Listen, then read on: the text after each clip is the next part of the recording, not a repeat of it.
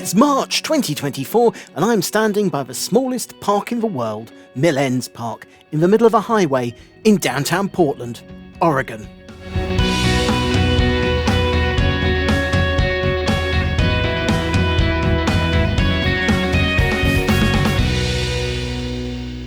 Located at the confluence of the Willamette and Columbia rivers, the area where modern-day Portland is located was long used by different groups of the Chinook people, most notably the Multnomah and Clackamas, with ample fishing and hunting opportunities, as well as establishing trade between themselves and other tribes along the river. Sadly, contact with European settlers led to the decimation of the native population from smallpox and malaria, as well as the effects of settler land grabs on the historical hunting and fishing grounds. The first white settlers started to move into the area, mostly traders and trappers, from the start of the 1830s. Surveys of the Willamette River up to the area known then as the Clearing showed that it would be able to accommodate large ocean-going vessels, which couldn't get as far upstream as the main settlement of that time, Oregon City. In 1843, business partners William Overton from Tennessee and Asa Lovejoy from Boston, Massachusetts, filed a claim for 640 acres of land that included the clearing. Just 2 years later, bored of clearing trees and building roads, Overton sold his half of the claim to Francis Pettigrove of Portland, Maine.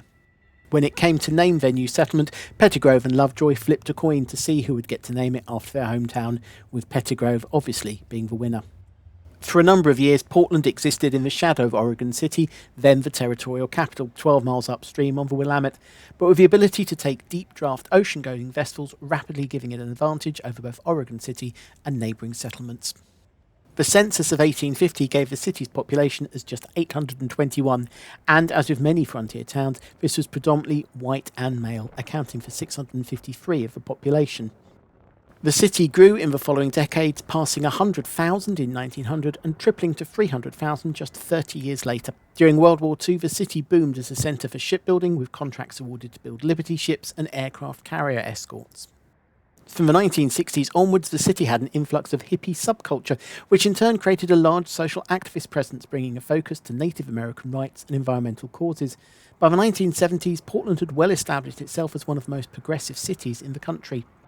Whilst the decline in the timber industry saw the economy slow at the end of the 70s and into the 80s, the city started to boom again as the tech industry began to emerge in the city, with companies such as Intel setting up shop in town. Over the years, the city has gained many nicknames, including Bridgetown, Stumptown, Rip City and PDX after its airport code. But its most common nickname, and the one officially adopted by the city, is Rose City. The modern city has expanded out from that original old town located on the clearing to expand along the rivers and up into the hills, though thankfully managing to retain significant green space in both the large Washington Park as well as other downtown green spaces. The city is home to a number of medical and academic institutions, with the Oregon Health and Science University occupying a prime site on the side of Marquam Hill, overlooking the downtown and linked by a modern aerial tramway which zips people up from the riverside of the hospital in a couple of minutes. From up here, there are views out beyond the city, and on a clear day, it's possible to make out Mount Hood with its pointy peak nearly 50 miles away.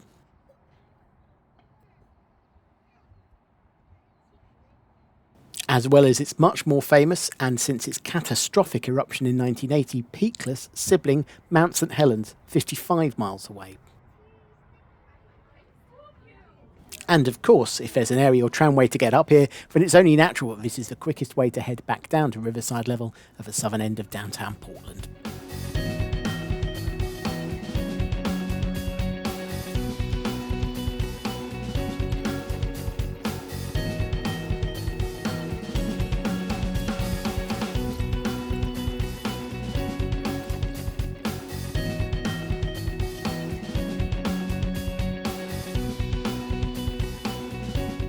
Back down in downtown and surrounding one of those downtown green spaces, the Southern Park blocks, are a number of cultural venues including theatres, concert halls, galleries and the Oregon Historical Society's museum.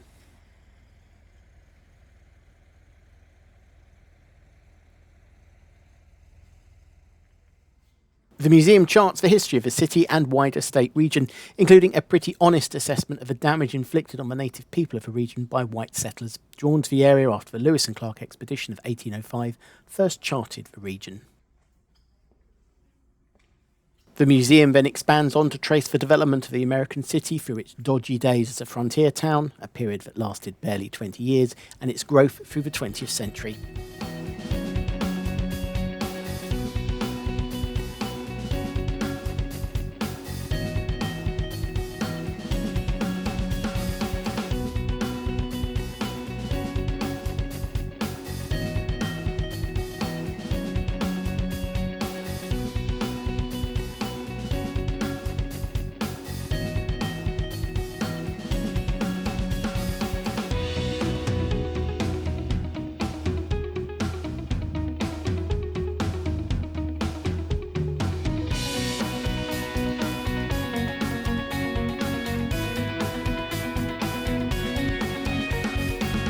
There's a lot more of a seedier history of the city from its frontier days on display below the streets of Old Portland in the underground tunnels, formed by knocking through the cellars of many of the buildings and at one point stretching under almost all of the old downtown. Leads to street level. Okay. Apparently it is block party season again. This is wild, I'm not gonna lie. So as you can hear, it's not Used for various nefarious purposes, its most horrific use was in the human trafficking trade of the late 19th century, with unsuspecting men seduced, drugged, taken down into the tunnels for holding, and then transported out onto ships to serve on board, being well out to sea and away from escape before they came round. Hey, if you start bleeding, I have super glue. All right, that's good. That's all we need. That's what we do when we cut ourselves as hairdressers. Come on in. I have super glued people back together. Down by the river in the old town, there is a reminder of another shameful part of Portland's history. From May to September 1942, in a reaction to the previous year's attack on Pearl Harbor and the country's entry into World War II, 3,676 people of Japanese descent were moved to a temporary internment camp on the site of the Portland Expo Centre before being transported to internment camps elsewhere in the country. The once thriving Japanese population of Portland never recovered to its previous levels. Today, a memorial, the Japanese American Historical Plaza, is a reminder of these events. A much more positive memory of the impact of the Japanese population on the Pacific Northwest is located in the sprawling Washington Park, high on the hills overlooking the city. Covering nearly 460 acres over steep wooded hillsides to the west of downtown Portland, Washington Park is home to a number of attractions including the city's zoo, museums, gardens, sports facilities, public arts, playgrounds, picnic areas, an amphitheatre, arboretum, the International Rose Test Garden and the Japanese Garden.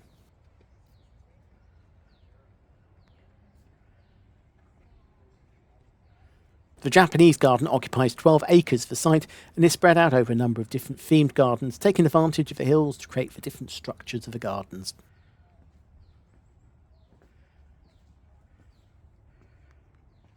In 1958, Portland became a sister city to Sapporo in Japan, and this inspired business leaders and public officials to create a Japanese garden in the city.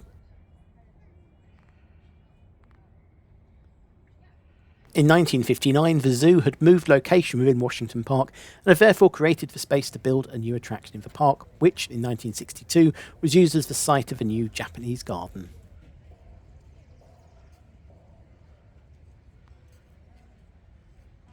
Designing of the garden began in 1963, with their opening to the public 4 years later in 1967. Further expansions and additions have taken place over the years, with the most recent addition being the Cultural Village area that opened in 2017, housing an arts learning centre, as well as the cafe and gift shop.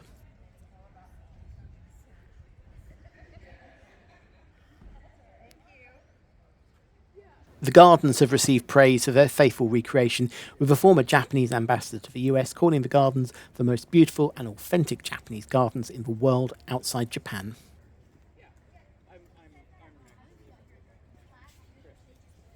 After entering through the Nezu Gate, the first garden you reach is the Flat Garden, designed as a typical feudal lord's villa garden with a pavilion. Raked white sand represents water, contrasting with the maple trees, moss, evergreens and azaleas. By pure luck, I was visiting at peak bloom season, adding to the beauty of the spaces.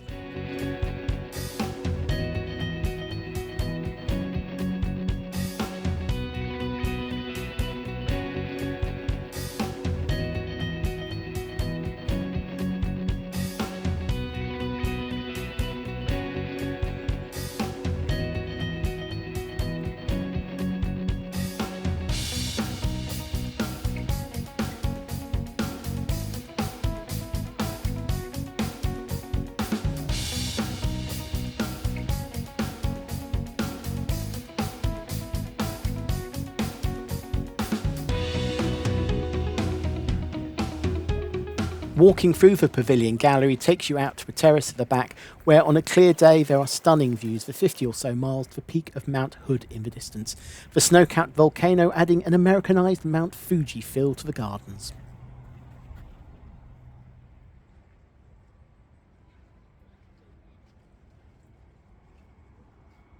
From the edge of a flat garden you can look down into the sand and stone garden below you down the hillside.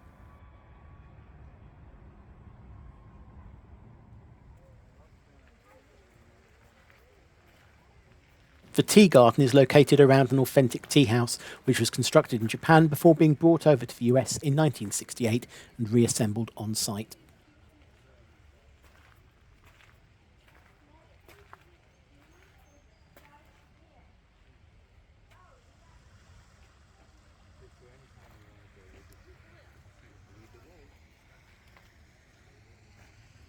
The largest of the gardens is the Strolling Pond Garden, containing several different areas around a creek connecting two ponds, which flows under the Moon Bridge.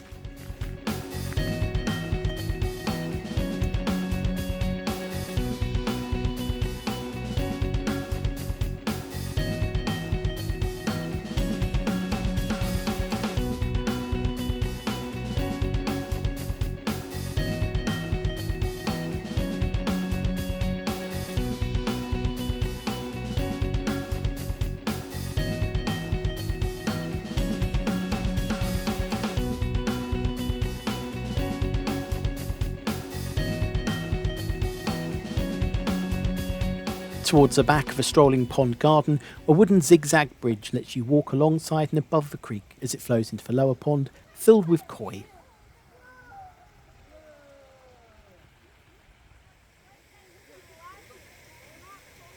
And at the back of the lower pond, adding a soundscape to the gardens, are the waters of the Heavenly Falls.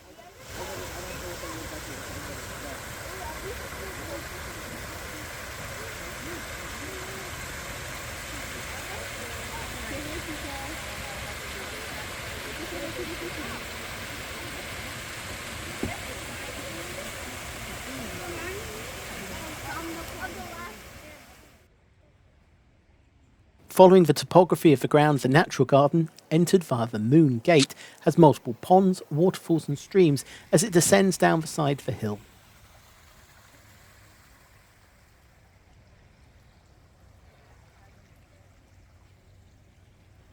Alongside the water features trees, shrubs, ferns and mosses, including some growing over stone structures, add to the sense of nature being in full control of the space. The natural garden leads into the final of the formal gardens, the sand and stone garden. Here, weathered stones rise from rippled sand, raked into patterns.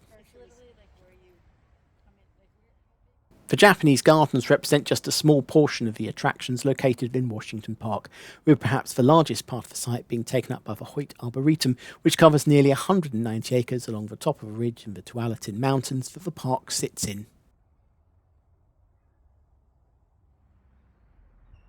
Around 12 miles of hiking trails, of which 2 miles are accessible paved trails, crisscross the site, allowing access to the different zones created by the different species of trees.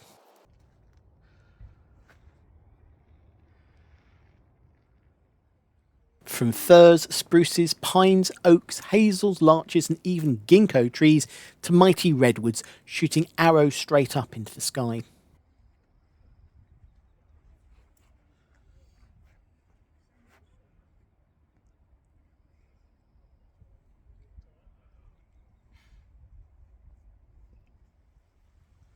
Despite the popularity of the Arboretum, receiving 350,000 visitors a year, there's always a peaceful corner or shaded dell with nobody else around where you can be totally alone with nature.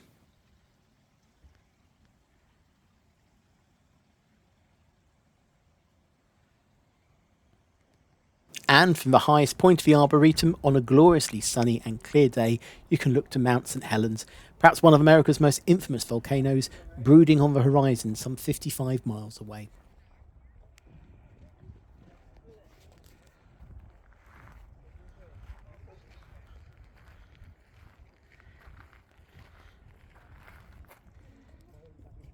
In late March, the blossom in the trees is spectacular. Unfortunately, it also means that the International Rose Test Garden isn't in bloom, with its period to shine starting towards the end of April and into May, as over 650 varieties of rose, over 10,000 bushes, bloom. This is the oldest continually operating public rose test garden in the US, helping to solidify the city's nickname of Rose City. At the edge of a rose garden is the Washington Park Amphitheatre. Created from the side of a hill, it first opened in 1941 and has been home to many festivals and concerts.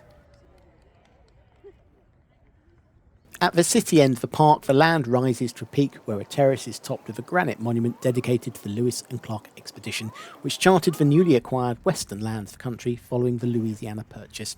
The expedition lasted from May 1804 to September 1806, with the mid part of the journey reaching the area of modern-day Portland in 1805. The memorial was created as part of the centenary celebrations. And from here there is another stunning view of Mount Hood, as well as the Blossom. The column tops the staircase that leads up into, or down out of, the park closest to downtown Portland.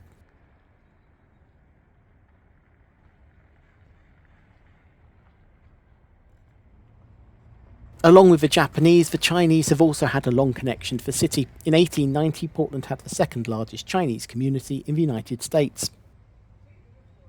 Today's Portland Chinatown is a relatively modern creation, as it's located on the site of a former Japantown area of the city, with the China Gate being built in 1986, and perhaps the most impressive part of the area, the Lan Su Chinese Gardens, opening in September 2000. The gardens occupy a full city block and is influenced by many classical Chinese gardens in Suzhou, a prefecture-level city in southern Yangzhou province of eastern China, which became a sister city to Portland in 1988. The garden was built by 65 artisans from Suzhou, with groundbreaking taking place in July 1999 and construction taking just 14 months. Over 500 tons of rock were brought in from China for use in the garden. Around 90% of the plants featured in the garden are indigenous to China, though thanks to America's tough biosecurity rules banning the import of plant material, all of the plants were sourced from nurseries in Oregon, grown from plants that were imported before the bans, meaning that some of the plants are over 100 years old. The gardens are laid out across the lake with many traditional structures and buildings, including the Hall of Brocade Clouds, the traditional bridge from where all the buildings of the complex can be seen from,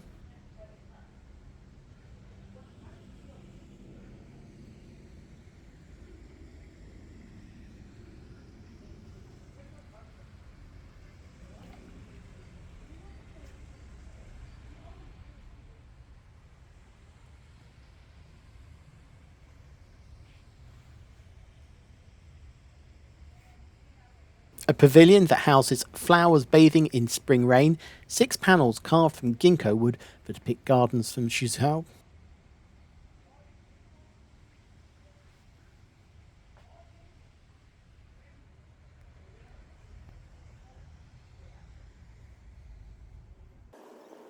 the Scholars' Courtyard,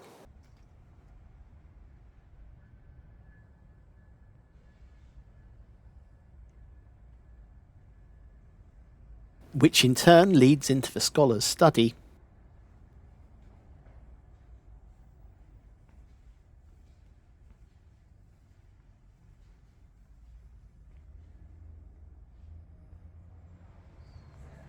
the 2-storey Tower of Cosmic Reflections, which houses the garden's tea house and from the upper floor offers views across the complex.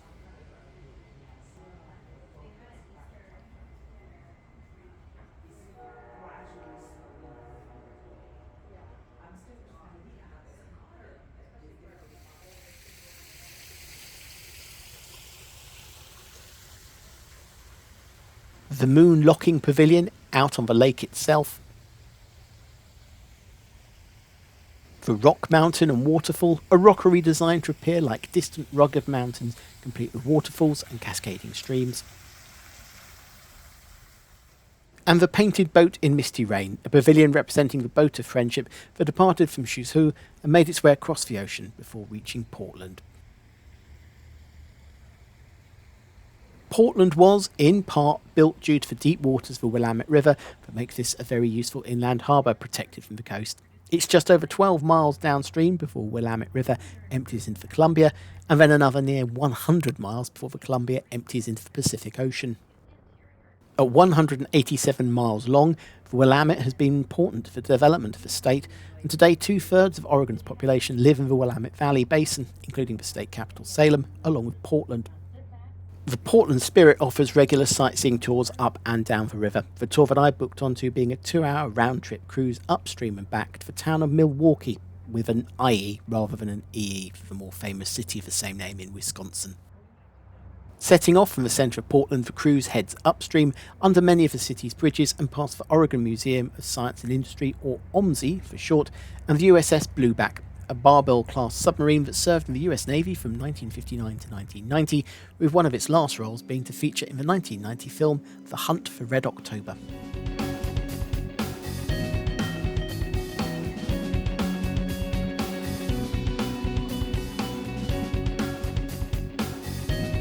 The cruise continues upstream past the islands and communities of the river, before turning at Milwaukee to make the return trip back to Portland.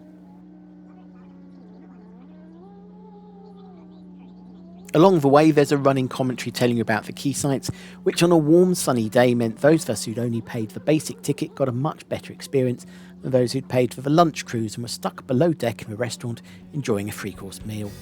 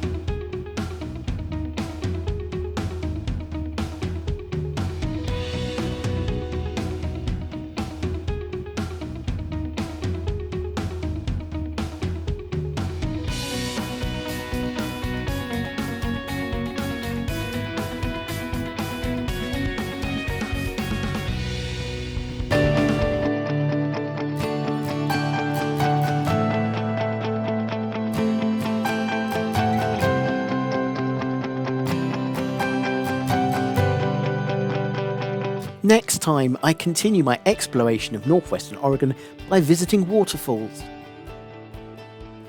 having pizza with a view from a vineyard, and head up to Timberline Lodge, high on the slopes of volcanic Mount Hood.